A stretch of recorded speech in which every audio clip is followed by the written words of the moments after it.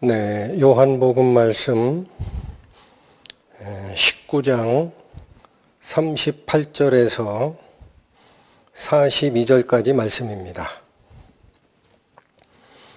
38절, 아리마대 사람 요셉이 예수의 제자나 유대인을 두려워하여 은휘하더니 이 일 후에 빌라도더러 예수의 시체를 가져가기를 구하매 빌라도가 허락하는지라. 이에 가서 예수의 시체를 가져가니라. 일찍 예수께 밤에 나아왔던 니고데모도 모략과 침향 섞은 것을 100근쯤 가지고 온지라. 이에 예수의 시체를 가져다가 유대인의 장례법대로 그 향품과 함께 세마포로 쌌더라. 예수의 십자가에 못 박히신 곳에 동산이 있고 동산 안에 아직 사람을 장사한 일이 없는 새 무덤이 있는지라. 이날은 유대인의 예비일이요 또 무덤이 가까운 고로 예수를 거기 두니라. 기도하시겠습니다. 하나님 아버지, 오늘 또 저희는 예수님께서 십자가에 돌아가신 그 사건의 의미에 대하여 상고하고자 하오니, 이러한 사건들이 하늘에 계신 성부 하나님의 섭리 하에서 우리의 은혜를 위하여 이루어졌다라는 사실을 각 사람들의 마음에 깨닫게 하여 주시고, 그 발견되는 은혜대로 잠자는 신앙에서 깨어나 하나님의 복음 전하는 자로 살아가는 역사 이루어질 수 있도록 저희 손을 잡아 인도하여 주옵소서. 예수님의 이름으로 기도 올립니다. 아멘. 여러분들은 예수께서 돌아가시는 이 복음의 이야기들을 들으실 때 그 맨날 하던 얘기, 듣던 얘기인데 오늘도 또 하는구나, 좀 빨리 지나갔으면 좋겠다, 그런 마음이 드시는지, 아니면 그 말씀 다시 듣기를 원하니 더 쉽게 풀어서 또 한번 들려주십시오, 이렇게 원하는지, 어느 쪽에 해당이 드는지 생각을 좀 해야 되는 그런 것이 아닌가 생각을 합니다. 여러분, 십자가 사건이라는 것은 기독교 믿음의 핵심 중에 핵심입니다. 뿐만 아니라 십자가 사건은 죽어있는 저희 죄인들을 살려내는 생명의 근원입니다. 그러니까 오늘도 이 말씀 상고를 함에 있어서 마음을 다하여 주시고, 선포되는 말씀의 의미 하나하나가 무엇을 얘기하는지 집중하고 들어주십사 하는 부탁을 드립니다. 오늘 읽었던 본문의 내용은 간단하죠. 숨어 지내던 두 사람이 예수님 그 십자가 돌아가신 후에 나타나서 예수님의 시신을 장례 치렀다라는 얘기입니다. 38절로 가보십니다. 아리마대 사람 요셉이 예수의 제자나 유대인을 두려워하여 은휘하더니 이 일 후에 빌라도더러 예수의 시체를 가져가기를 구하매 빌라도가 허락했다, 그렇게 되어 있습니다. 여기서 우리 아리마대 사람 요셉이라는 이 사람은 예수님의 장례 시점에서만 나타납니다. 그래서 그분에 대한 구체적인 정보를 알 수가 없게 돼 있어서 좀 더 살펴보시면 그 아리마대라고 되어 있는 거 있죠? 이 아리마대라는 것은 지명입니다. 지역 이름. 그래서 아리마대 사람 요셉 그러면 아리마대 출신 요셉이라고 이해하시면 되는데, 우리말에 아리마데라고 번역된 이 단어 있죠. 이게 헬라어 철자로 되어 있습니다. 근데 원래대로 발음을 하면 아리마데가 아니고 하리마타이아라고 읽힙니다. 하리마타이아.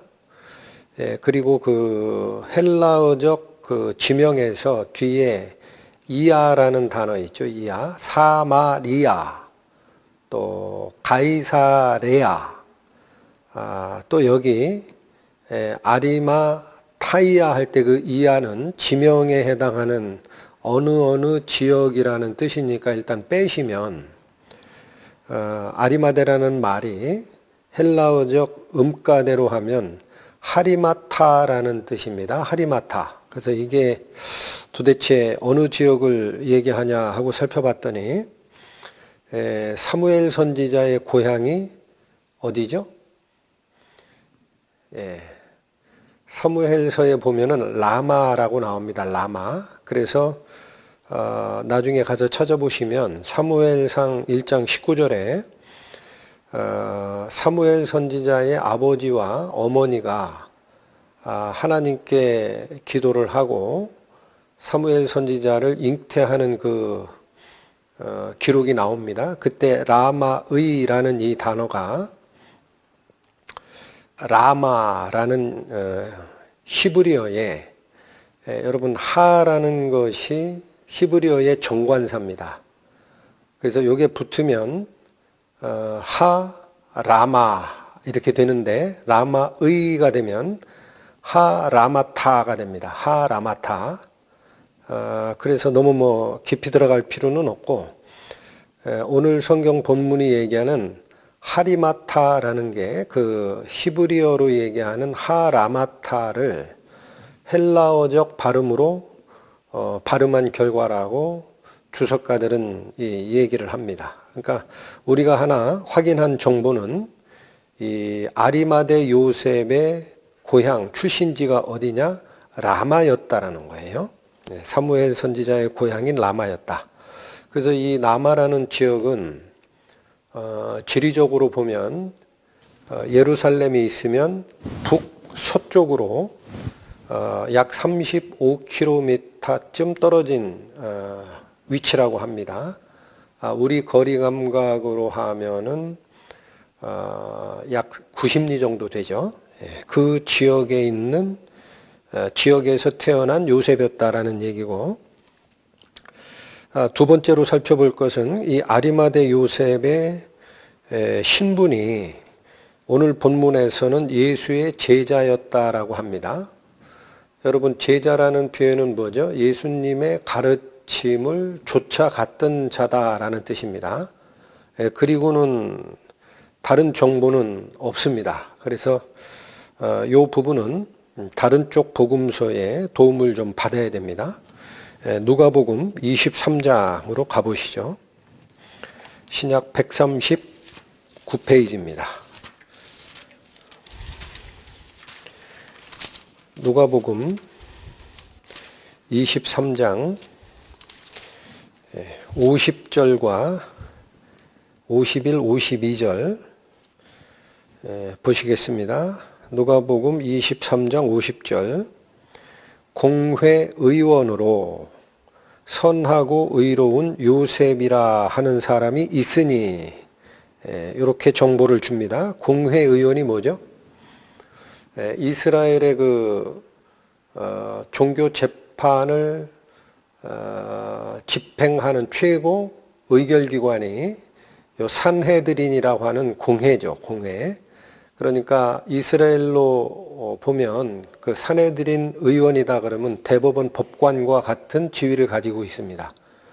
뿐만 아니라 이 산헤드린은 이스라엘 나라의 민족 대표자들을 얘기를 합니다. 그러니까 우리 정치 체계로 얘기하면 국회의원도 돼요. 그러니까 입법과 사법의 최고 의결 기관의 멤버였다라는 겁니다. 아리마대 사람이. 그래서 공회의원, 산헤드린 멤버였고, 또 하나의 정보가 선하고 의로운 자였다라고 합니다. 그리고 더 읽어보면 51절 저희의 결의와 행사에 가타하지 아니한 자라라고 나오죠. 즉 사내들인 공의회에서 결의한 내용, 이 구체적인 결의는 예수님을 신성모독자이니까 죽어 마땅하다라는 그 결정 내리는 거예요. 그 결의에 가타, 즉 가부를 물을 때 찬성표를 던지지 아니하였던 자라라고 얘기를 합니다. 그리고 또 정보를 주기를 그는 유대인의 동네 아리마대 사람이요 하나님의 나라를 기다리는 자라. 그러니까 요 일반적인 성경에서 말씀하시는 공회원 또 바리새인 이런 사람들은 성경에서 부정적으로 얘기를 합니다. 율법의 행위적 의에 치우치다가 하나님의 의는 생각지도 않는 자. 그래서 통상적으로 요 유대인의 관원 사내들인 멤버는 성경에서 부정적으로 표현이 되는데 오늘 여기서 보면 요 아리마대 요셉은 사내들인 멤버이지만 그런 인간적인 부귀나 권력에 매여서 사는 사람이 아니고 하나님의 나라를 기다렸던 사람이다라는 정보를 줍니다. 그러니까 굉장히 공회원 중에서 찾아보기 힘든 진실한 마음으로 메시아를 기다렸던 자다라는 정보가 나오는 거죠. 자, 그리고 오늘 본문으로 다시 돌아오시면 요한복음 19장 38절 다시 있습니다. 아리마대 사람 요셉이 예수의 제자나 유대인을 두려워하여 은휘하더니, 은휘하다라는 건 숨어 지내다라는 뜻이에요.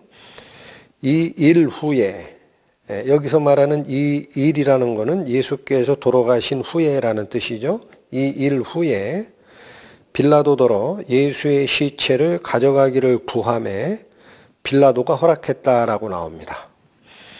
자, 여기 요한복음 본문에서도 그냥 시체를 달라고 해서 가져갔다 이렇게 간단하게만 나오는데 상황을 좀 더 살펴보면 굉장히 좀 위험한 짓을 한 겁니다. 왜 그러냐면 로마법이 있고 유대법이 있어요. 뭐에 대한 법이냐면 반란 선동죄로 처형된 자의 시체에 대한 규정인데 이 로마법에 따르면 일반 처형자 같은 경우는 그 시신을 가족들에게 넘겨주게 됩니다. 그래서 장사해라. 그러나 반란 선동죄로 처형된 경우라면 이거는 모든 사람에게 교훈을 보여야 된다라는 취지에서 장례를 못하게 하고 십자가상에 그대로 매달려서 까마귀 밥이 되게 하는 게 로마의 일반적인 규정이었다라고 합니다. 자, 유대인의 규정은 어떻게 될까요? 유대인은 이미 지난주차 한번 보셨죠? 그 신명기 규정에 따라서 누가 죄를 범해서 나무에 달았거든 밤새 그 시체를 나무에 매달아 놓지 말고 장사하여 그날로 장사하여 땅의 더러움이 물드는 것을 피하라라고 되어 있어요. 그래서 유대인의 규례에 따르면 이 처형된 시체는 까마귀 밥이 되도록 내버려 두는 게 아니라 그날로 장사를 지내야 됩니다. 자, 근데 문제는 바로 요 나무에 달려 죽은 이 사람이 부정하게 죄를 지어서 처형된 상태이기 때문에 시체를 장례를 지낼 때 자기 가족묘에 묻지 못하게 해놨다고 합니다. 유대법에. 왜냐하면 거기다 같이 묻으면 기존에 묻혀있는 시신들이 요 처형자의 더러운 시신이 같이 합장되면서 다시 오염이 되는 문제가 생기니까 그래서 예수님 그 당시에 살았던 요세푸스라는 그 역사학자의 기록을 쫓아가 보면 그래서 요 처형된 시체는 가족묘에 묻는 게 아니라 성 밖에 별도로 마련된 처형자 매장지가 있었고 그 처형자 매장지에 매장하도록 하고 있었다라는 게 유대인의 법입니다. 그래서 바로 요 유대인의 법대로 여러분 지난주에 살폈지만 그 19장 31절 다시 한번 가보시죠. 이날은 예비일이라 유대인들은 그 안식일이 큰 날이므로 그 안식일에 시체들을 십자가에 두지 아니하려 하여 빌라도에게 그들의 다리를 꺾어 시체를 치워달라 하니, 즉 대제사장들이 빌라도 총독에게 가서 요구한 게 있죠. 내일이 아니라 바로 오늘 저녁부터죠. 오늘 저녁부터 명절 안식이 시작되기 때문에 우리 종교법에 따르면 이 처형된 자들의 시체를 밤새 놓으면 안 된다.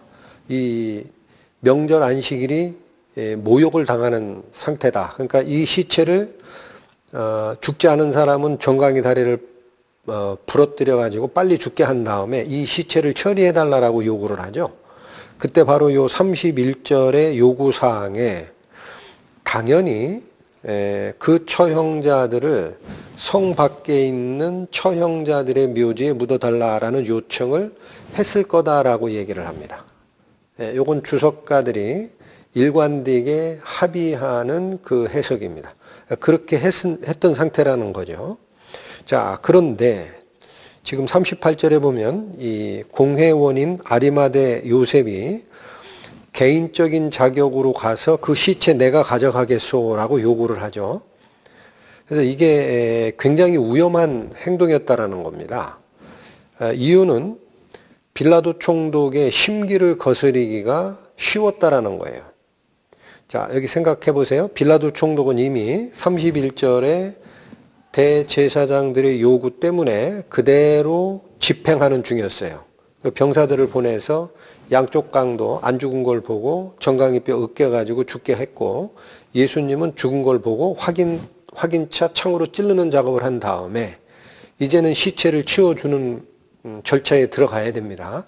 그때 대제사장들이 요구했던 대로 성 밖의 처형자 묘지에 묻는 그 절차를 진행하려고 하는 바로 그 찰나인데, 산헤드린에서 전체적으로 요구한 것은 그 요구사항인데, 지금 산헤드린 멤버 중에 하나인 아리마대 요셉이 개인적으로 와서 그 시체를 나를 주시오라고 얘기를 하는 거예요.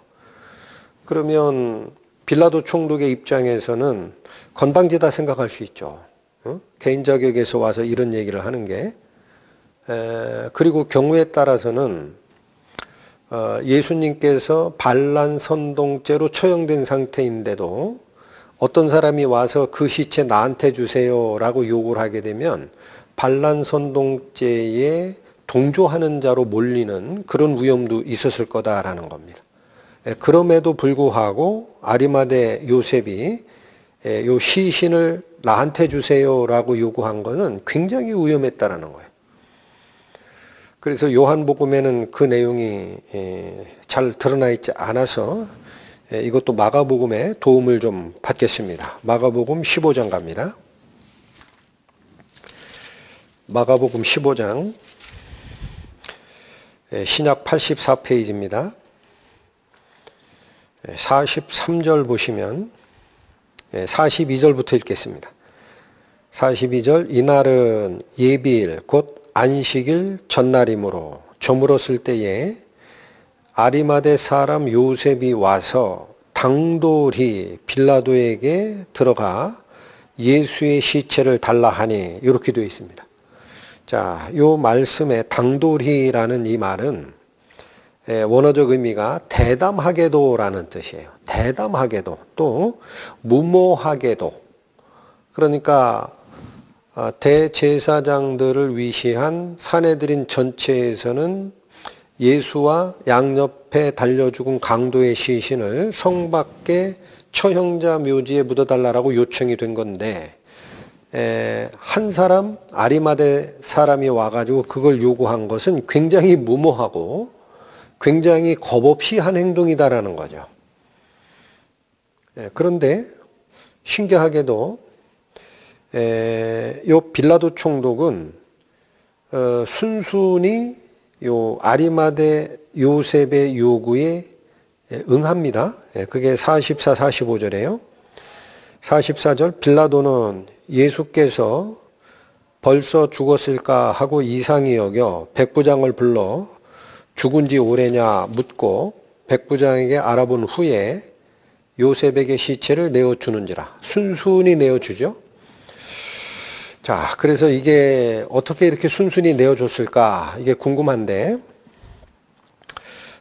정보 하나가 지금 43절에 있습니다. 아리마대 사람 요셉이 와서 당돌이 빌라도에게 들어가 예수의 시체를 달라 하니, 그 뒤에 이 사람은 존귀한 공회원이요 하나님의 나라를 기다리는 자라. 요 정보가 나옵니다.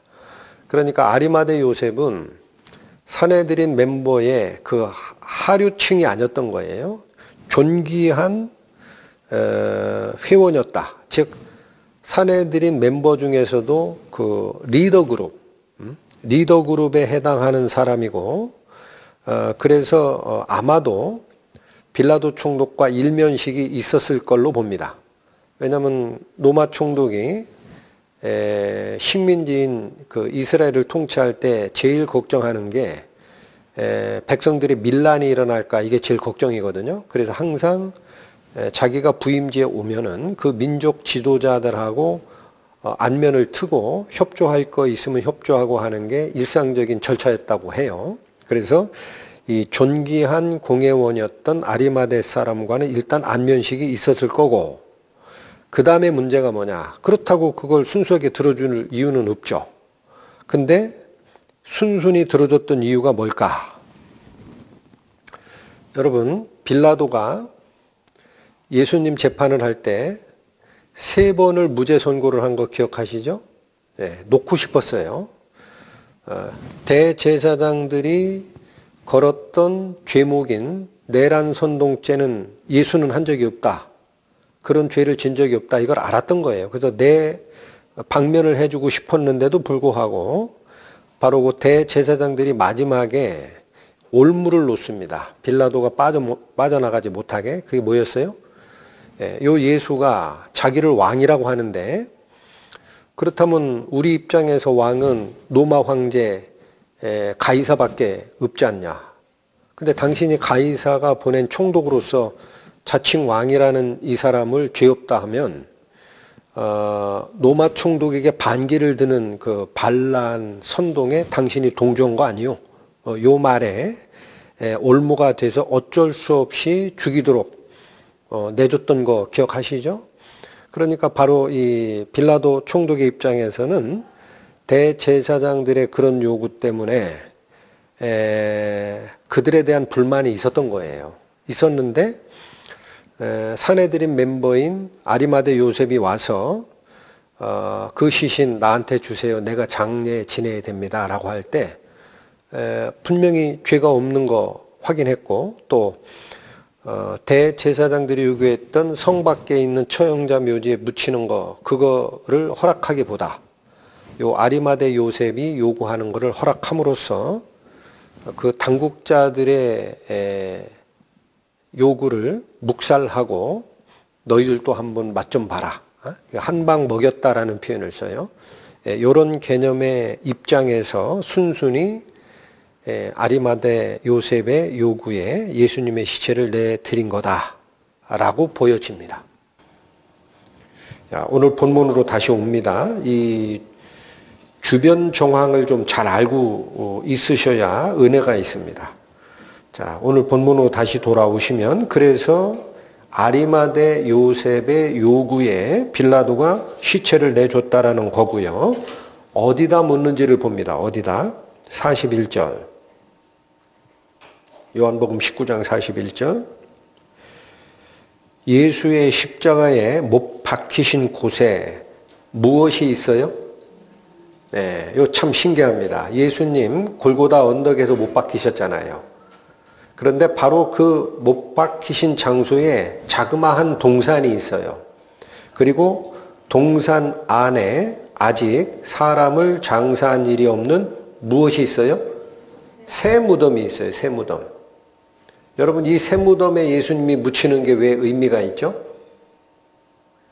이미 다른 시신들이 있는 가족묘에다 같이 안장했다 그러면 시체가 없어졌을 때, 부활했을 때 누구 시체가 없어졌는지 굉장히 복잡한 문제가 생깁니다. 근데 딱 아무것도 묻지 아니한 무덤에 예수님의 시신을 안치했었다 하면 그 무덤이 열리고 시체가 없어졌어요. 누구 시체가 부활한 거죠? 그래서 이게 하나님이 섭리적으로 이끌어가는 거예요. 아무것도 묻은 적이 없는 새 무덤이 있었고, 그 얘기고. 42절 갑니다. 이날은 유대인의 예비일이요. 이 말이 무슨 뜻이에요? 예비일이라는 것은 안식일 바로 전날이라는 거예요. 그리고 지금 예수께서 죽으신 것이 오후 3시잖아요. 그러면 6시 해가 지면 안식일이 시작이 됩니다. 3시간밖에 없어요. 그럼 뒤에 여기 39절 40절 보면 니고데모가 향품을 100근을 가지고 와서 예수님의 시신을 향품에 싸고 하는 이 과정들이 있죠. 이걸 다 해서 안장까지 해야 됩니다. 안식일이 오기 전에. 그러니까 그 일을 다 마치려면 멀리 있는 무덤까지 시신을 운구하고 뭐하고 할 시간이 없어요. 그래서 바로 그 예수께서 못 박히신 바로 그 옆에 있는 동산에 있는 이 무덤이 최적지입니다.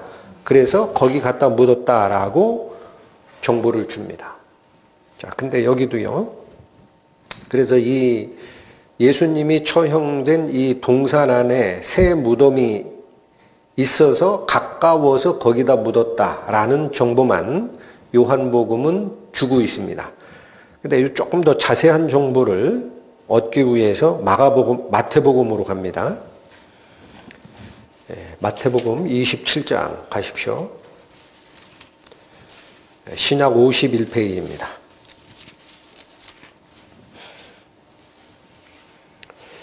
마태복음 27장 57절에서 61절까지입니다.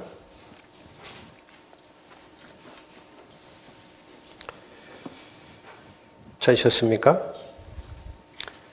마태복음 27장 57절부터 살핍니다. 저물었을 때에 아리마대 부자 요셉이라 하는 사람이 왔으니 그도 예수의 제자라. 자, 여기 마태복음은 공회원이다, 의로운 자다, 하나님의 나라를 기다리는 자다, 예수님을 정죄하는 결의에 찬성표를 던지지 않았던 자다, 이런저런 얘기를 싹 빼요. 딱 하나만 얘기합니다. 뭐라 그래요? 부자래요, 부자. 아리마대 사람이 부자고 예수님의 제자, 예수님의 가르침을 좇았던 자다. 요 정보만 달랑 줍니다. 좀 특이하죠? 조금 더 읽겠습니다. 58절 빌라도에게 가서 예수의 시체를 달라 하니 이에 빌라도가 내어주라 분부하거늘 요셉이 시체를 가져다가 정한 세마포로 싸서 바위 속에 판 누구 무덤? 자기의 새 무덤에 넣어두고 큰 돌을 굴려 무덤 문에 막아놓고 갑니다. 자, 여기 정보가 뭐가 나오느냐? 이 요셉이 굉장히 부자였다라는 거예요. 자, 그래서 신학자들은 어떻게 이 상황을 이해를 하냐면, 아까 요셉이 어디 출신이라 그랬어요? 라마, 예루살렘 북서쪽 35km, 우리 거리로 한 90리 정도 떨어진 그 출신인데, 바로 이 예수께서 못 박히신 이 골고다 언덕 예루살렘 성 바로 밖에 거기에 자기 무덤을 가지고 있을 정도라는. 그러니까 이게 이 땅을 사고 있는 거예요. 그래서 정경복음서에는 안 나오지만 다른 정보를 취합을 해보면 성경학자들은 뭐라고 하느냐, 바로 그 동산 전체가 아리마대 사람 동산이라는 거예요. 자기산. 자기산에 선산에다가 자기가 죽으면 장례 지내려고, 유대인의 방식은 돌 바위 속을 파가지고 무덤 만드는 거거든요. 그 다 만들어 놓은 거예요. 선산으로 쓰려고 산을 조그만 걸 사고 그 안에 돌 무덤까지 만들어 놨던 자기 무덤이라는 정보를 줍니다. 그 자기 무덤에 넣어두고 아무도 못 가져가게 큰 돌을 굴려서 무덤 문을 막았다라고 합니다. 여러분, 마태복음이 아리마대 요셉에 대한 정보, 부자다, 자기 무덤에 묻었다라는 정보를 주는데 이게 예언의 성취입니다. 이사야 53장을 찾아주십시오. 구약 1032페이지입니다.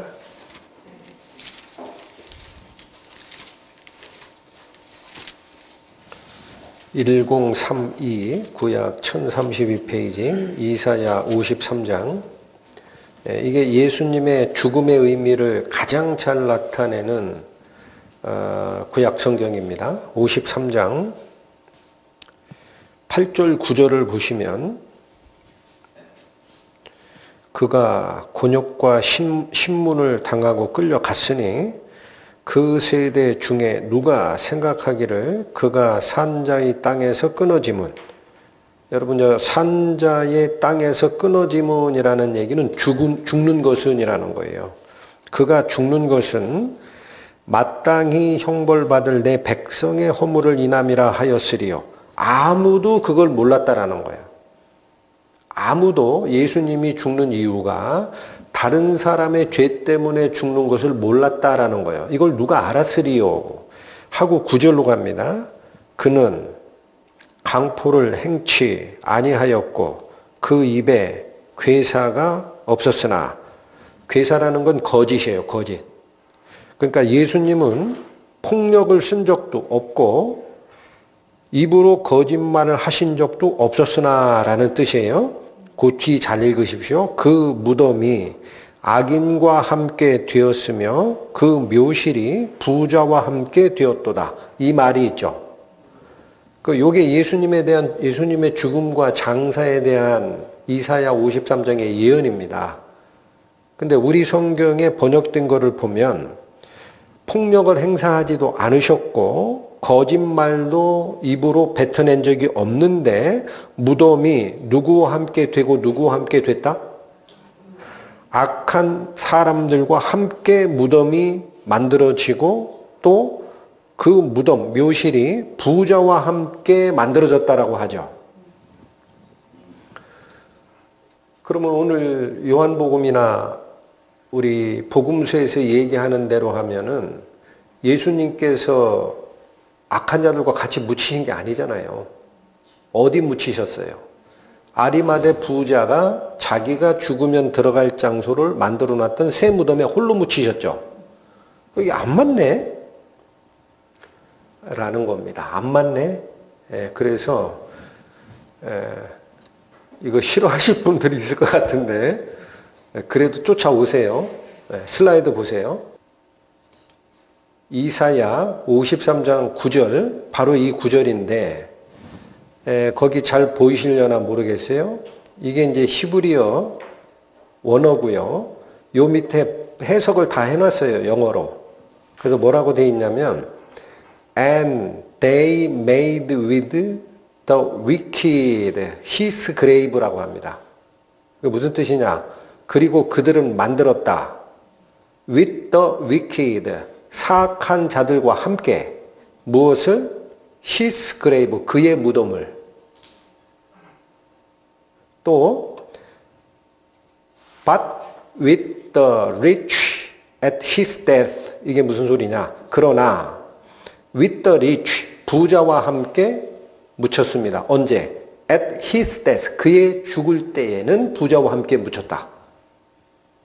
그러니까 여기 지금 but이라는 반역접 접속사로 해석을 해내요. 원문은. 그래서 여기 because, 왜 그러냐? No violence, 폭력을 he had done, no죠. 그래서 그가 폭력을 행사한 적이 없고 nor, 또한 이것도 안 했다야. 이 뭐야? deceit in his mouth, 그의 입에 거짓도 없었기 때문이라.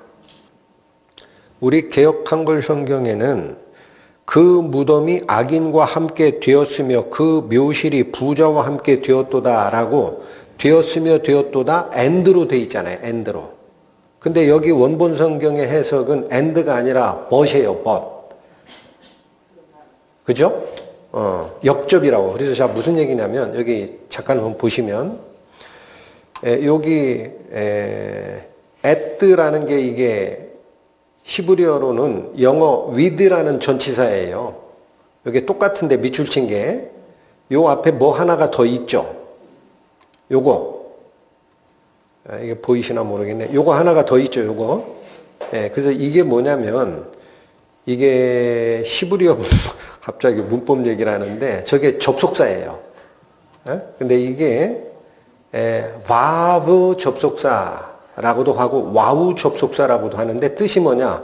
그러나도 되고, 그리고도 돼요. 참 이게 신기한 접속사예요. 그래서 저 접속사는 앞뒤 문맥을 보고 역접으로도 해석이 가능하고 순접으로도 가능해요. 근데 우리 개역한글 성경엔 순접으로 한 거예요.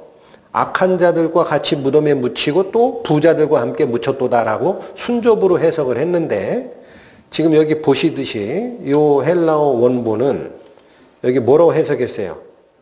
역접이죠. 그래서 여러분들 뭐 거의 보지 못하는 거예요. 지금 넷바이블이라는 게 있어요. 넷바이블.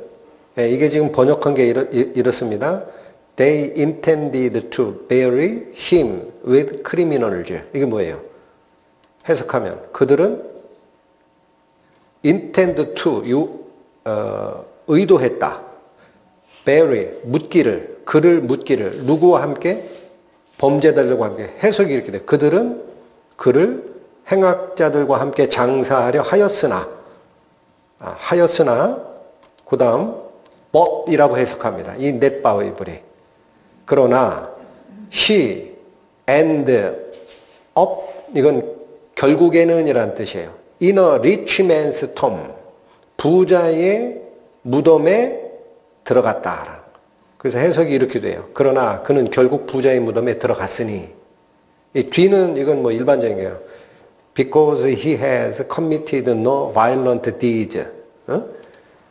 왜냐하면 그가 악한 일을 행하지도 않았고 마찬가지 nor had he spoken deceitfully. 입에 거짓말도 하지 않았기 때문이라. 문제의 핵심이 이거죠. 이렇게 해석하는 성경이 한 군데가 또 있습니다. 제가 찾아본 바로는 넷바이블 말고 NASB라는 영어 성경이 있어요.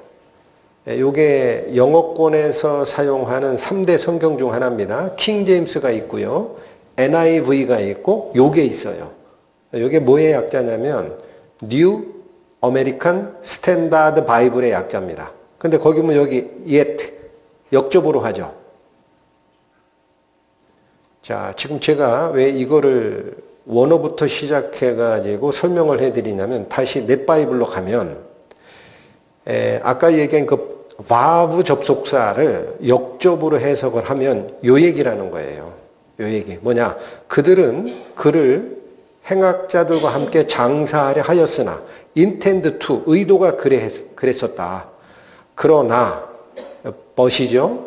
그는 결국 부자의 무덤에 들어갔으니 라는 해석이 맞다라는 거예요. 이해가 되세요? 자, 그래서 제가 지금 이거를 왜 다시 꺼내드렸냐면 이사야 53장 9절이 지금 아리마대 사람 부자 요셉의 묘실에 예수님의 시신이 장례 지내게 되는 예언의 성취다라고 주석가들이 얘기를 하는데 이 문장을 가지고 하면 예언의 성취가 아니라 예언이 일부 틀린 게 돼요. 왜 그래요? 이사야 53장 9절에 보면 그 무덤이 악인과 함께 되었으며 그의 묘실이 부자와 함께 되었으니 라고. 아니 부자의 묘실, 부자 아리마대 요셉의 자기가 파놓은 묘실에 들어간 건 맞는데 악인과 함께 묻힌 적이 없는데 이렇게 오해를 한다고. 여러분 이해하셨어요? 그래서 원문 히브리 성경을 바브 접속사를 다르게 해석한 넷바이블이나 NASB 성경을 보면 역접으로 했단 말이에요. 그래서 어떤 게 맞다? 그들은 그를 행악자들과 함께 장사하려 하였으나 그러나 그는 결국 어디에 묻혔다? 그럼 이게 무슨 말이에요? 제가 설명드린 대로예요. 대제사장들은 안식일이 다가오니까 그 다리를 꺾어 시체를 치워달라고 로마 총독 빌라도에 요구할 때 예수의 시체 및 양옆에 달린 강도의 시체를 어디다 묻기를 원한 거예요? 어디다 묻기를 원했다 그랬어요? 성 밖에 마련된 처형자들의 무덤에 따로 묻기를 원했다. 합장을 원한 게 아니다. 그게 이거 아니에요. 그들은 그를 어디와 함께 장사하려 했다? 행악자들. 그 무덤 밖에다 묻어라 라고 얘기를 한 건데 사실은 아리마대 요셉이 탁 나타나가지고 무모하게도 혼자 빌라도 총독 앞에 나가서 그 시신 내가 가져가겠습니다. 장사 지내겠습니다. 해서 부자의 무덤에 들어갔다라는 예언이 어떻게 됐다? 여러분 성경을 왜 제가 뒤집어 파는 줄 알겠어요? 이런 걸 모르면 이사야 53장 9절을 억지 춘향으로 요셉의 무덤에 묻힌 게 그게 예언의 성취라고 억지 춘향으로 해석한다라고 오해들 합니다. 무슨 말씀을 정확하게 들어가는 거예요. 예수님의 죽으심과 장례가. 자, 제가 이걸 자꾸 말씀드리는 게 뭐예요? 예수님의 죽음과 장례와 부활이라는 이 인류 역사에 이루어졌던 그 히스토리, 이 역사는 누가 위에서 주관해서 끌고 가시는 거다? 하나님. 할렐루야. 꼭 기억하셔야 됩니다. 그래서 가만히 있던 아리마대 요셉이 왜 그 자리에 탁 나타나가지고 빌라도 총독에 가가지고 잘못하면 자기가 오해받을 수도 있는데 당돌하게 앞에 나가서 예수의 시신 내가 장사할 테니까 내놓으쇼 라고 얘기했느냐 이거예요. 여러분 예수님의 죽음은 죄와 관련이 돼요. 예수님의 장례는 죄와 관련된 게 아니에요. 예수님의 장례는 뭐와 관련이 돼요? 에? 그렇죠. 예수님의 장례는 지금부터 부활을 준비하는 스텝입니다. 예수께서 인간 아기로 태어나는 것은 죽음을 예고하는 시작이에요. 말씀이 육신이 되어 우리 가운데 거하는 시작이 왜 그 한 아기가 태어난다? 죽기 위해서예요. 예수께서 아기로 태어나는 것은 죽음의 시작이지만 예수께서 무덤에 묻히시는 것은 부활의 시작인 줄 꼭 기억하셔야 됩니다. 이것도 참 재밌어요. 그래서 예수께서 육신을 입고 올 때 호적상 아버지지만 누가 거기에 연루돼요? 요셉이에요. 예수께서 부활이 시작되는 그 무덤에 연루된 아리마대 사람 이게 누구예요? 둘 다 의로운 자라는 표현을 써요. 둘 다.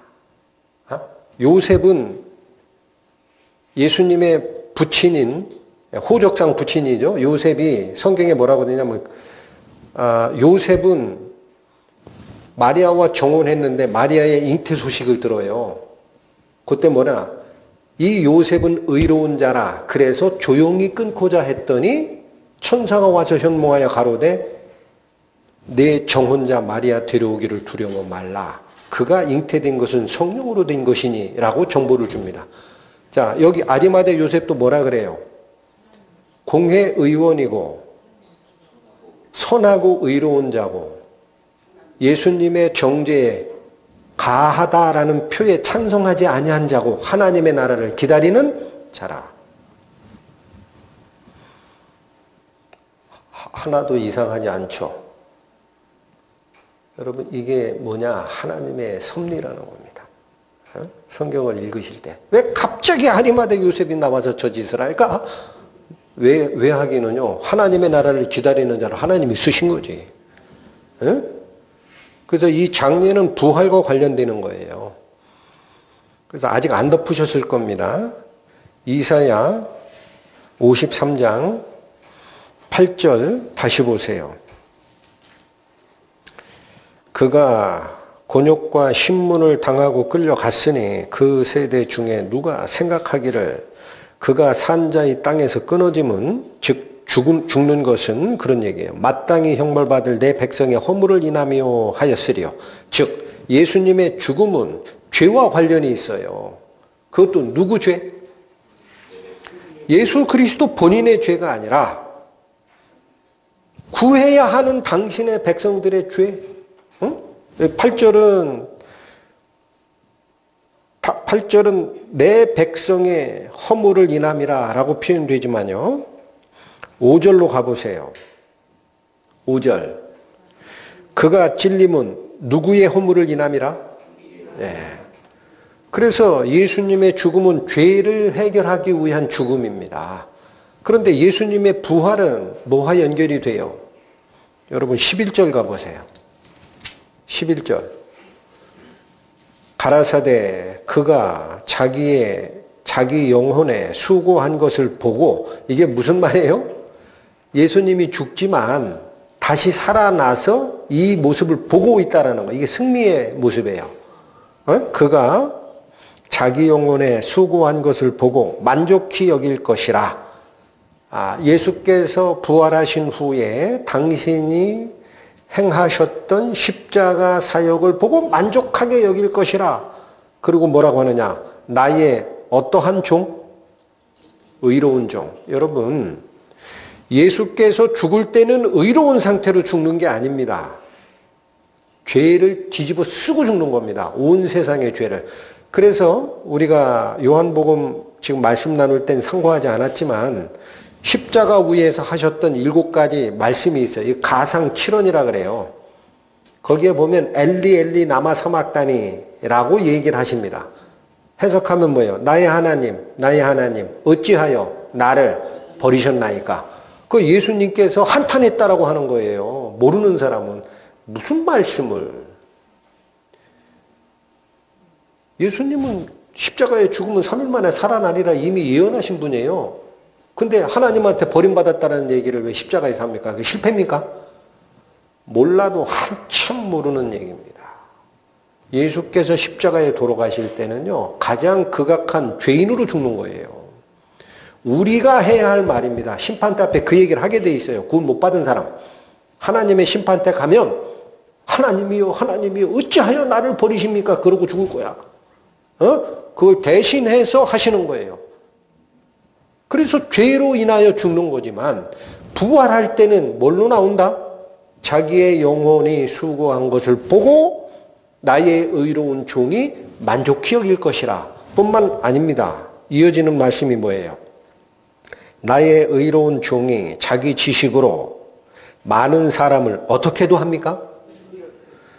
그래서 예수의 부활이 없으면 우리의 구원이 전부 가짜인 거예요. 여러분, 구원자가 왔어요. 내가 물에 빠졌어요. 나는 스스로 헤엄을 칠 능력이 없어. 놔두면 물에 빠져 죽어. 근데 구조대가 왔어. 뛰어들었어. 그리고 이 죽음을 이기지 못하고 같이 빠져버렸어. 그러면 내가 구원 받은 거예요? 못 받은 거예요? 살아나야 그도 살고 나도 사는 거지. 그러니까 여러분, 바울이 얘기하는 복음의 핵심이 뭡니까? 예수 그리스도의 부활이 없으면 우리가 전하는 복음은 전부 가짜고, 우리는 아직 멸망 속, 죄 속에 있을 것이다. 이게 죽음과 부활이 우리를 이끌어가는 핵심입니다. 로마서 6장 갑니다. 신약성경 247페이지 펴보시죠. 자, 이걸 정확하게 사도 바울은 이렇게 표현하십니다. 로마서 6장 10절 11절 보십니다.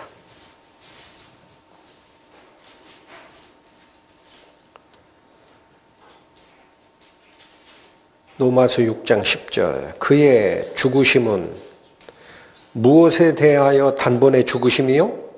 네. 예수님의 죽으심은 죄에 대하여 죽는 거예요. 근데 그의 살으심은 뭐에 대하여 살으십니다? 하나님께 대하여 살으심이니. 여러분, 이 말이 역시 중요한 겁니다. 잘 기억하셔야 됩니다. 예수께서 우리 죄를 짊어지고 죽으셨다. 그런데 부활을 못했다. 그러면 우리는 망한 겁니다. 예수님이 왜 죄를 지고 가야 돼요? 왜?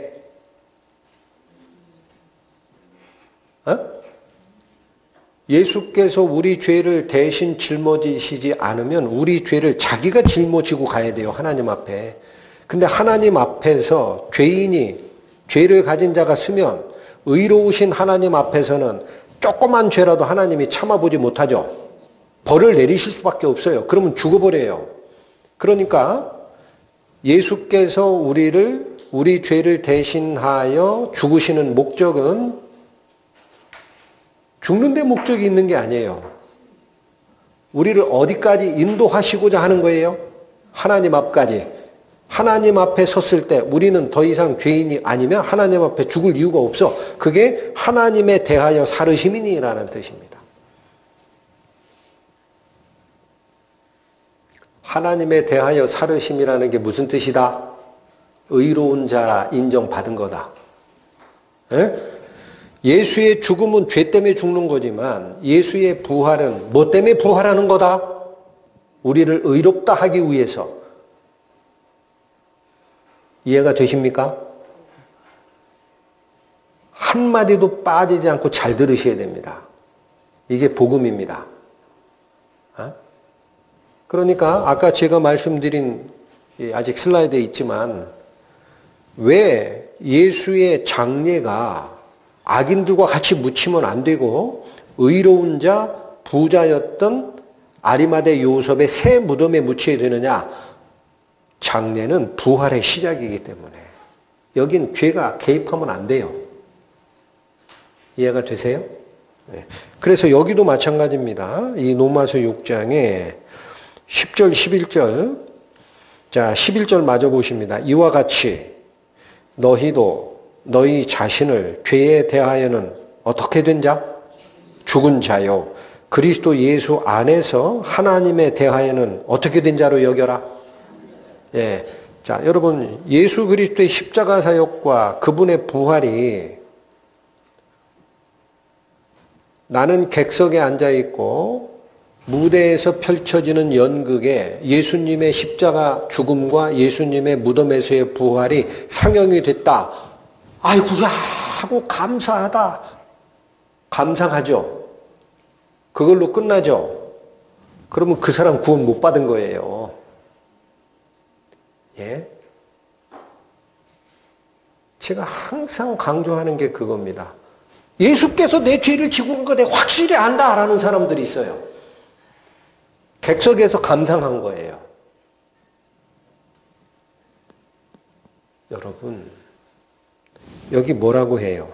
11절 다시 읽으세요. 이와 같이 너희도 예수가 십자가에 죽은 것이 위에요. 그의 죽으심은 죄에 대해서 죽으심이요. 그죠? 11절이 뭘 받는 거죠? 이처럼 너희도 너희 자신을 죄에 대해서 어떻게 되고? 죽은 거고 10절로 가면 그의 사느심은 하나님에 대해서 살으심이라 11절에 받기를 뭐라고 합니까? 그리스도 예수 안에서 하나님에 대해서는 산 자가 되어야 합니다. 즉 예수의 십자가 죽음이 내 죽음이 되고 여러분 예수의 십자가 죽음이 무대에서 향연되면 안 돼요. 백날 들어야 소용없어요. 그거 구원 아니야. 다 가짜야. 지식구원이라고. 어? 그게 내게 돼야 된단 말이에요. 내게. 내가 십자가에 죽어야 돼. 예수께서 부활하신 게 내 부활이 되어야 돼. 여러분 그게 구원입니다. 착각하면 큰일 납니다. 교회 그래서 20년 40년 다녀도 하나님의 심판 때 뺐으면 지옥 가는 거예요. 내게 된 적이 없어. 죽은 적이 없어. 감상만 했지. 눈물 흘렸지. 무대 밑에서.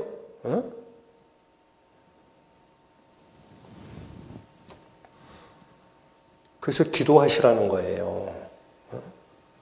예수님의 죽음이 내 죽음이 되고 예수의 부활이 내 부활이 되는 거는요. 그리고 살아나신 성령께서 이 속에 오시면 내게 되는 겁니다. 그래서 성령이 없는 것은 구원이 아니라는 거예요. 제가 목 놓아 외치는 이유가 지식구원이지 바뀌어진 게 하나도 없어. 성령께서 오셨다고 치시죠. 나를 안 바꿔놓으시겠어요? 생명의 역사하시는 능력이 성령인데 어떻게 내가 안 바뀌어요? 행동은 못 따라갈 망정 내 생각이 다 뒤집어지는 거예요. 완전히. 아, 그렇구나. 이제부터는 이렇게 사는 게 아니구나.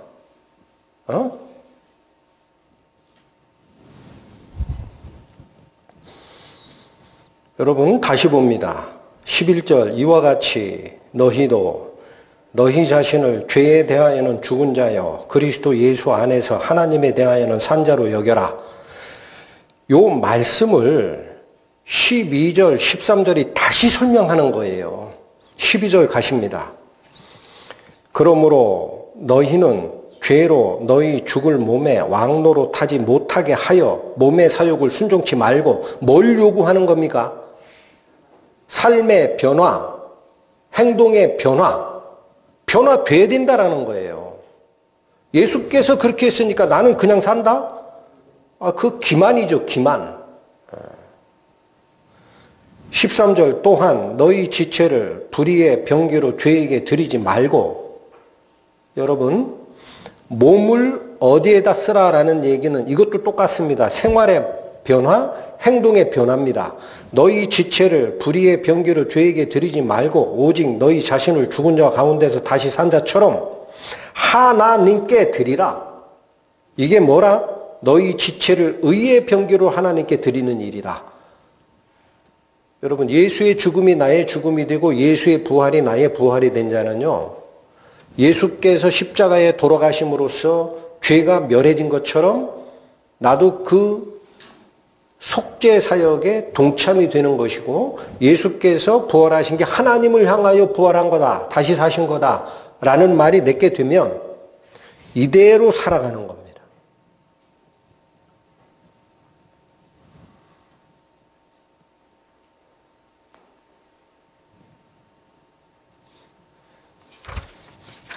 오늘 본문으로 다시 돌아오십시오. 그래서 제가 이 복잡한 헬라어 원문을 다시 꺼낸 이유가 그겁니다. 우리 개역성경 번역이 잘못되어 있는 거예요. 예수께서 악인들과 같이 장례가 되고 그리고 부자와 함께 묻혔다? 그걸 왜 그리고로 해석을 해야 되느냐 이거야. 그러나지. 그들은 예수를 악한 자와 함께 장례하기를 원했으나 누가 이렇게 원한 거예요? 대제사장들이 원했잖아요. 그러나 아리마대 요셉이 탁 나오면서 성경의 예언대로 부자의 묘에 의로운 자의 묘에 하나님의 나라를 기다리는 자의 묘에 묻힌다. 이제부터는 부활이 시작이라. 이 기록을 보고 있는 사람들아 잘 봐라. 그걸 선포하시는 구절이에요. 이사야 53장 9절이. 오늘 본문으로 다시 오십니다. 여기 참 재밌는 말씀이 나와요. 아리마대 요셉 말고 한 사람이 또 나옵니다.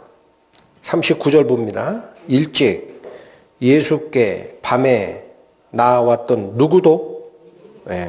니고데모도. 여기 하나 또 있어. 그런 얘기예요. 니고데모도. 몰약과 침향 섞은 것을 얼마쯤 가지고 온지라? 100근쯤. 이에 예수의 시체를 가져다 유대인의 장려법대로 그 향품과 함께 세마포로 쌌더라. 네, 여기 잘 보십시오. 100근이라고 되어 있죠. 100근. 네, 이것도 마찬가지입니다. 우리 성경이 번역을 하다 우리가 알고 있는 무게 단위로 바꾼 거예요. 원래는 근이라는 용어를 쓰는 게 아니에요. 로마의 무게 단위를 나타내는 리트라라는 단위입니다. 리트라. 이게 대략 300g이에요. 여러분 시골 사신 분들 압니다. 곡물을 잴 때 한 근은 600g이에요. 채소를 잴 때는 한 근이 400g이에요. 그렇죠? 그래서 이게 이 유향 이런 것은 채소 종류이기 때문에 근으로 번역한 것 같아요. 우리 성경에. 근데 원래는 이게 리트라라는 단위고 300g쯤 됩니다. 근데 이걸 100근을 가져왔으면 얼마를 가져온 거예요? 30kg. 이게 어마어마한 양이에요. 그래서 일반인들의 장례에 쓰이는 양이 아니라는 거예요. 주석가들은. 왕의 제사에 쓰일 정도다. 그러니까 여기 보십시오. 아리마대 요셉이 예수님을 장례 지낼 때 숨어 지내다가 탁 나타나가지고 예수님을 어떻게 장례 지낸 거예요? 이분은 왕이야. 마땅히 왕의 장례를 치러줘야 돼. 라고 하신 건데, 여기 근이라는 니트라라는 이 단위가 나옵니다. 근데 요한복음에 이 근, 니트라라는 단위가 한 번 먼저 나왔었어요.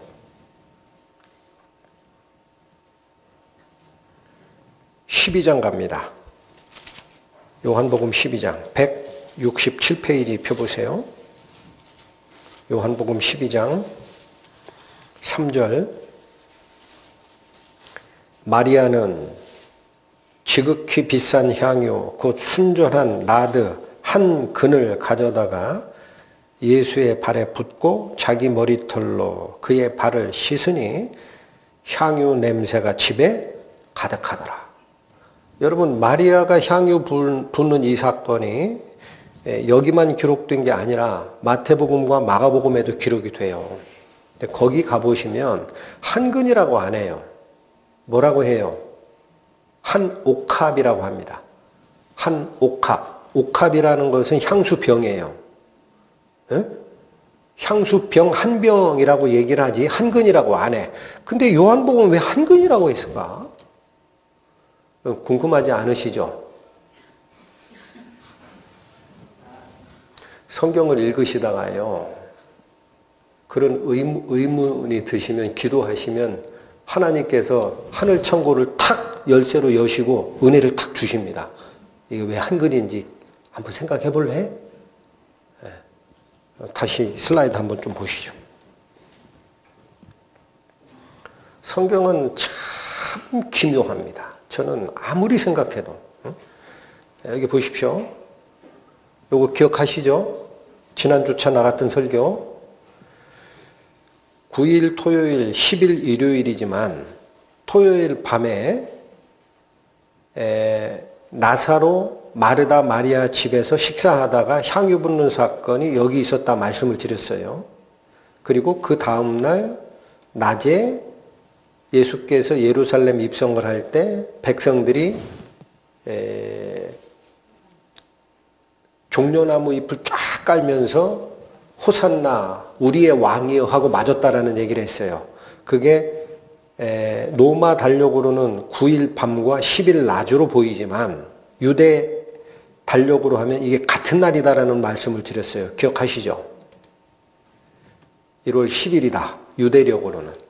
자, 이걸 왜 제가 자꾸 강조하느냐면 지금 상황이 이렇게 됐을 때 10일과 14일이 성경적으로 굉장히 중요하다라는 거예요. 10일 날 무슨 일이 있었다라는 거죠? 10일 날 마리아의 향유 붓는 사건이 있었다라는 거예요. 맞죠? 14일 날 무슨 일이 일어납니까, 지금? 니고데모가 향유를 갖다가 붓는 사건이 일어나요. 예? 자, 요한복음 12장 보세요. 마리아는 지극히 비싼 향유, 곧 순전한 나드 한 근을 가져다 예수의 발에 붓습니다. 오늘 일어나는 19장 39절에 니고데모가 어떻게 해요? 모략과 침향 섞은 것을 얼마쯤 가지고 와요? 제가 얘기했죠. 요한복음 12장 마리아의 향유 붓는 사건에서 마태복음과 마가복음은 한 옥합이라고 합니다. 향수병 하나. 근데 왜 유독 요한복음에서는 근이라고 할까? 따라가란 얘기입니다. 따라가라. 이게 똑같이 니트라예요. 그 연결됐다. 하나님이 얼마나 친절한 줄 아세요? 성경 기록할 때 이게 연결된 거야. 잘 봐. 어떻게 된 거예요? 장사할 날을 위해서 예수님이 이걸 그대로 두게 하라 그러죠? 지난주 설교 제대로 들으셨어요? 안 되신 분은 다시 복습하세요. 오늘 돌아가셔서. 자, 옥합, 향수 병에 있는 걸 깨가지고 부었는데 뭘 두게 하라는 거야. 예수님 말씀 7절이에요. 가만두어 나의 장사할 날을 위해 이를 두게 하라. 뭐를 두게 해? 향수는 다 쏟았는데? 장려법대로 그 향품과 함께 세마포에 쌌더라. 이 사건이 니고데모에 의해서 성취되는 겁니다. 그래서 여기는 귀한 나드 한 근을 쓰는 거고 여기는 100근을 가져오는 겁니다.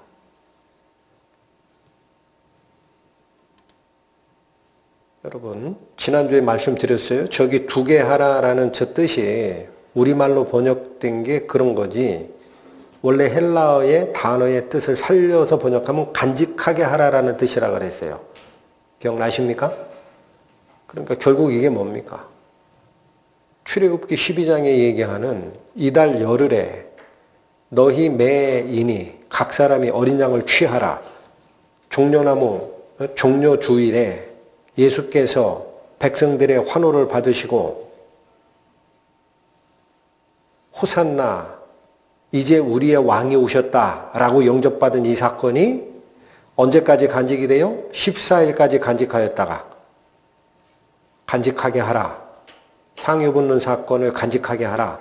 언제 완성이 될 거야? 14일 날 될 거야.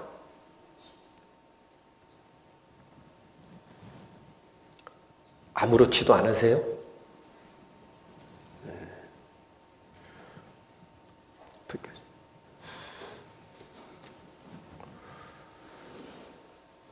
오늘 본문으로 다시 돌아오십니다.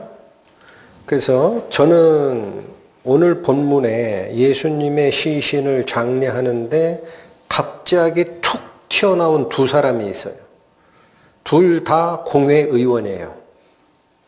니고데모는 산헤드린에서 딱 지목한 그 선생입니다. 율법의 대가. 아리마대 요셉은 숨겨져 있던 자이지만 존경받는 존귀한 공회원이고 예수님의 가르침을 마음속에 가지고 있던 자인데 이제 나타나요. 이 둘이 나타나서 무엇을 완성한 거예요? 예수님의 부활을 준비하는 겁니다. 예수님의 부활. 제사장들이 어떻게 저 시신을 처리할까 아무리 논의해도 하늘에 짜여진 하나님의 섭리 속에서는 부자의 묘실에 장사되는 거예요. 에? 여러분, 그게 하나님이에요.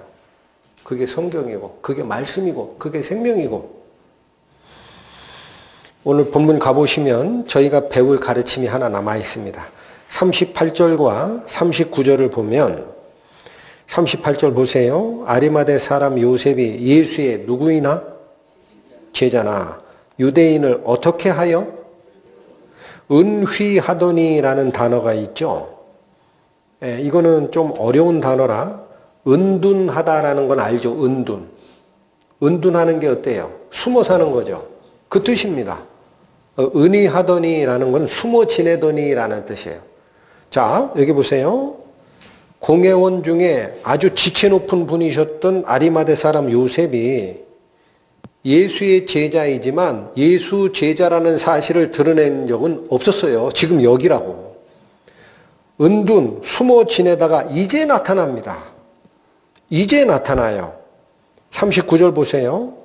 일찍 예수께 밤에 나왔던 니고데모토라고 합니다. 이 니고데모토 처음에 예수님께 올 때 낮에 왔어요? 밤에 왔어요? 왜 밤에 왔어요? 사람 안 보일 때. 이 사람도 산헤드린의 그 선생이거든. 이스라엘의 그 선생. 낮에 오면은 산헤드린 멤버인 그들이 낮에 오면 가만히 있겠습니까? 출교시키지? 응? 예수하고 접촉하지 말라 그래서? 네가 감히 산헤드린의 의결을 무시하고 개인적으로 예수를 쫓냐? 옷 벗어? 그럴 거 아닙니까?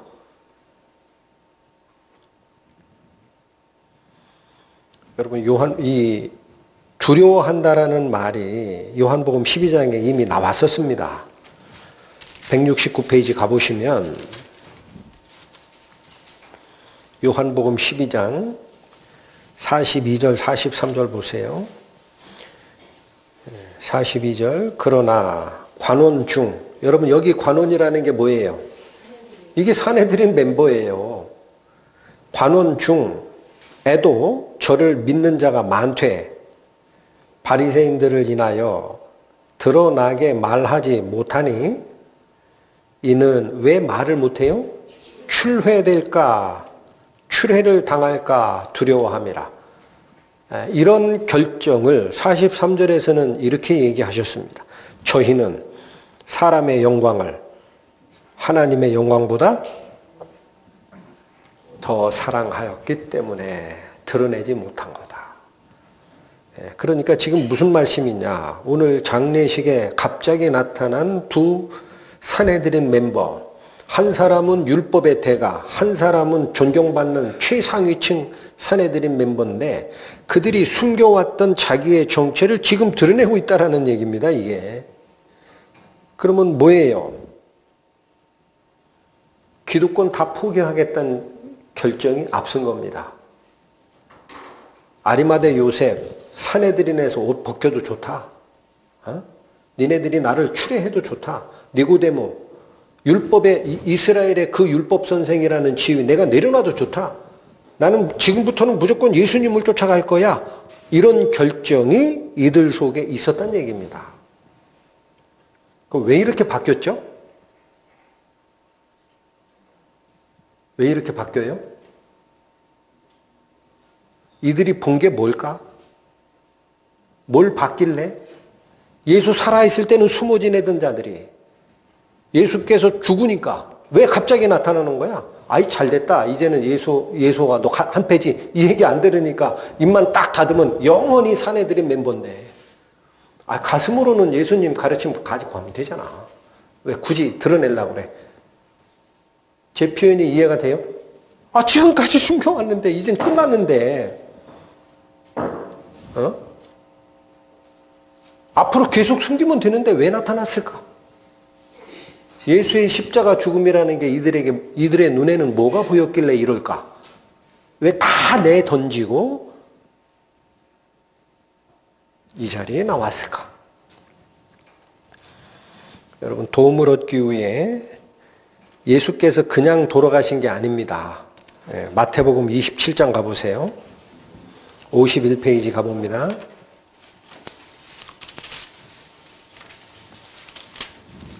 마태복음 27장 45절 보세요. 제6시로부터 온 땅에 어두움이 임하여 제9시까지 계속 하더니, 여러분 이거 전에 한번 설명드렸죠? 여기서 나오는 6시, 9시라고 하는 이 시간대는 공관복음서가 기록될 때는 성전이 아직 있던 때예요. 그래서 이스라엘 시간대예요. 로마 시간대로 바꾸면 여기다 얼마씩 더 하면 된다 그랬어요? 6시간. 그러니까 제6시부터라는 거는 낮 12시부터입니다. 여러분 예수께서 제3시에 십자가에 달려요. 3시라는 것은 6도 하면 오전 9시에 십자가에 달려요. 정오를 지나서 제9시에 돌아가십니다. 9시에 6도 하면 얼마예요? 9에 6, 15. 15시가 얼마야? 오후 3시야. 그러니까 정오가 있으면 이쪽 편 3시간 전부터 시작해가지고 정오를 지나 이쪽 편 3시간까지 6시간 동안 십자가에 달렸다 돌아가시는 거예요. 그런데 바로 제6시부터 온 땅에 어두움이 임하여 언제까지 지속되느냐? 제9시, 즉 여기 보세요. 12시부터 세상이 어두워져요. 언제까지? 예수님 돌아가시는 오후 3시까지 온 땅에 어두움이 임합니다. 어떻게 이런 일이 일어납니까? 네? 이게 일부 어떤 사람들은 그때 일식이 있었어. 일식. 이렇게 얘기해요. 일식. 일식이 뭔지 알죠? 태양이 있는데 달이 가려버렸어. 그러면 시커매지잖아. 맞는 얘기가 아닙니다. 자, 요건 또 얼마나 이해하실지 모르겠는데 그 설명 드려야 돼. 예수께서 돌아가시는 날이 정월 14일이죠.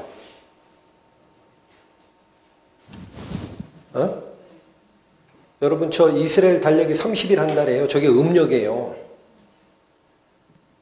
15일이 보름이에요. 그러면 저 때가 언제예요? 만월이에요. 만월. 달이 꽉 찬 때야. 자, 이제 저를 보세요. 만월이라는 게 어떤 상태냐? 우리가 지구에 있죠. 달이 여기 있어요. 달이 전체가 보여요. 밤에. 그 얘기는 해가 어디서 비치는 거예요? 여기서 비치는 거예요. 여기서 비치니까 지구 이쪽 편에서 밤에 달을 보면 전체가 다 보이지. 그죠? 근데 일식은 어떻게 돼야 일식이야? 지구가 여기 있으면 달이 여기서 막아야 일식이에요. 이해하셨나 모르겠어. 예수께서 돌아가시는 저 14일 보름에는요, 일식이 일어날 수가 없는 때입니다. 월식은 일어나요. 근데 낮에 3시간 동안에 온 땅이 시커매진 거야. 빛 대신 예수가 죽는다라는 사인입니다. 하나님께서 주시는 사인. 이걸 보는 거예요. 누가 봤을까요? 율법의 선생 니고데모, 산헤드린의 고귀한 지위에 있던 하나님의 나라를 기다리는 아리마대 요셉이 탁 알아채리는 거예요. 야, 이거 큰일 났다. 일어날 수 없는 사건이 하늘에서 일어나는구나 지금. 응? 또 보세요. 51절 가세요. 51절. 이에 성소 휘장이 위에서 아래까지 찢어져 둘이 되고. 여러분, 이스라엘 성전의 성소와 지성소를 가르는 이 휘장, 이거는 절대 없애면 안 됩니다. 안에가 하나님의 거룩함, 이쪽은 일반 제사장들이 출입하는 거. 이거 허가 받지 않고 들어가면 죽어요. 하나님의 의에, 공의의 하나님을 직접 보면 죽어요. 근데 이게 쪼개져요. 밑에서 위로 쪼갠 게 아니에요. 어디서 어디로 쪼개졌어요? 누가 한 거예요? 하늘이 하신 거예요. 이 사건이 일어나면서 땅이 진동하며 뭐가 터져요?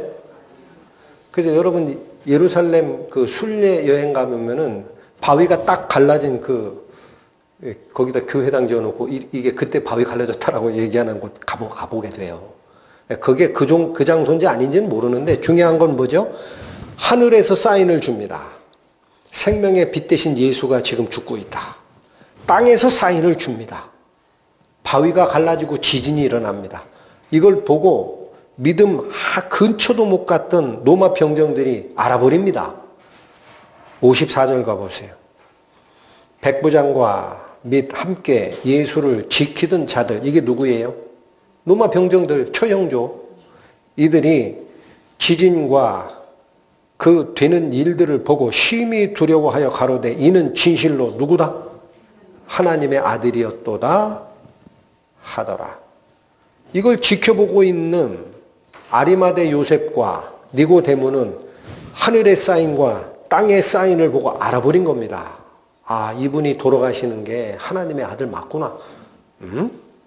성경의 그 무지한 로마 병정도 알아보는 판에 이 둘이 몰랐을까? 아, 이분이 하나님의 아들이 맞구나. 저는 또 하나를 봅니다. 니고데모는 왜 나왔을까? 여러분 오늘 본문에 뭐라고 했어요?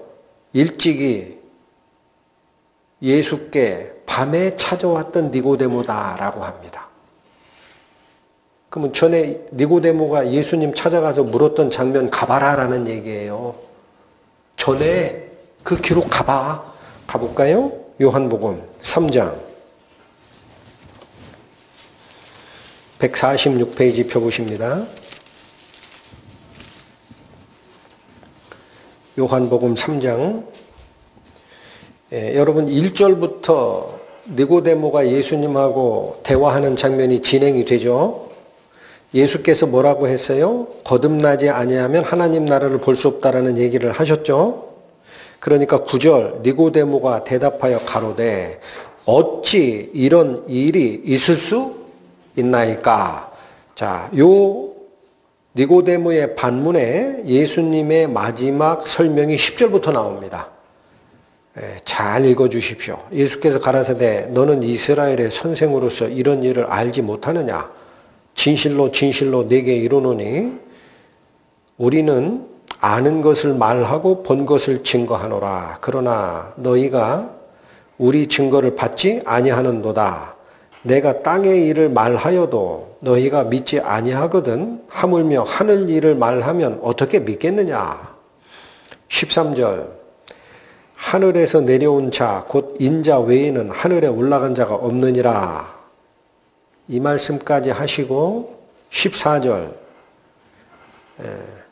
같이 읽어주십니다. 시작. 모세가 광야에서 뱀을 든 것 같이 인자도 들려야 하리니.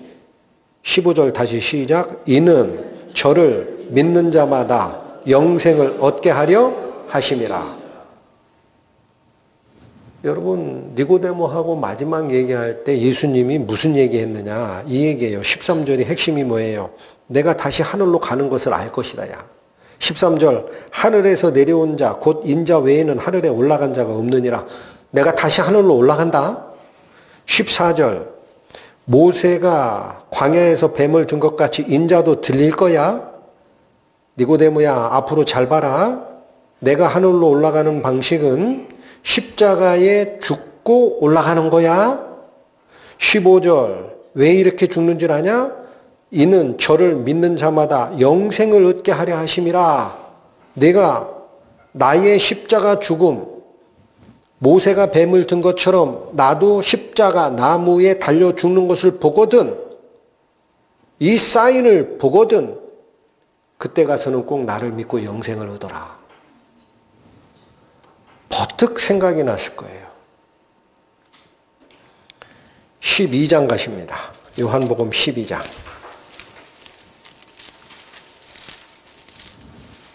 25절, 26절 봅니다. 24절부터 보겠습니다. 복음의 핵심입니다. 12장 24절 내가 진실로 진실로 너희에게 이르노니 한 알의 밀이 땅에 떨어져 죽지 아니하면 한 알 그대로 있고 죽으면 많은 열매를 맺느니라. 이건 뭐를 얘기하신 거라 그랬어요? 예수님의 죽음이 많은 사람을 다시 살려내는 시가 될 것이다 라는 뜻인데 이어지는 말이 뭔가 다시 보세요. 25절 자기 생명을 사랑하는 자는 어떻게 될 것이요? 잃어버릴 것이요. 이 세상에서 자기 생명을 미워하는 자는 어떻게 하도록 보존하리라? 여러분 아까 니고데모에게 준 말이 그겁니다. 모세가 광야에서 뱀을 든 것처럼 나도 나무에 달려 죽는 일이 있을 거다. 그러면 왜 이렇게 죽는 줄 아냐? 이는 저를 믿는 자마다 뭐를 얻게 하려 하심이라?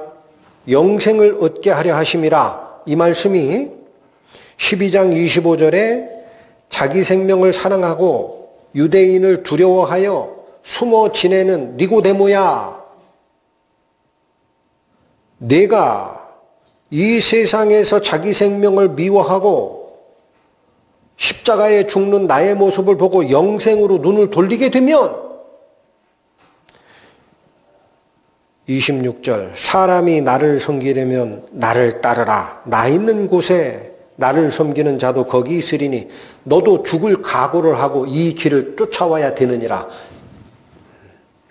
아마도 니고데모의 마음속에 다 열렸을 겁니다. 아 그렇구나.